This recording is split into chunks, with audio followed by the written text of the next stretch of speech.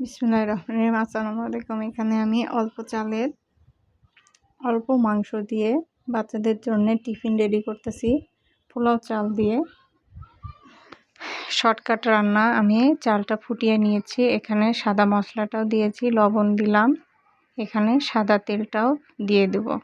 বাচ্চারা অনেক পছন্দ করে এবং এই কম ঝালে খিচুড়ি এটা যদি টিফিনে দেয় আরও খুশি হয়ে যায়, আরও ভালো লাগে।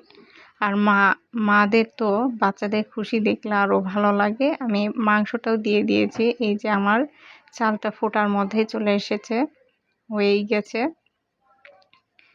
দেখে মনে হচ্ছে কতটা সুন্দর আর কতটা খেতে দারুণ লাগবে। এই যে পানিটা আমার কমে আসছে, এই যে দেখেন কতটা ঝরঝরে আর কতটা সুন্দর আমার পোলাও রান্না হয়েছে বাচ্চাদের জন্য। মজাদার অল্প মাংসটাও বেশি খাইতে চায় না, অল্প ঝুরা ঝুরা করে মাংস দিয়েছি যাতে বাচ্চারা বুঝতে না পারে, খেতেও যেন ভালো লাগে, একদম ঝাল কম। আল্লাহ হাফেজ।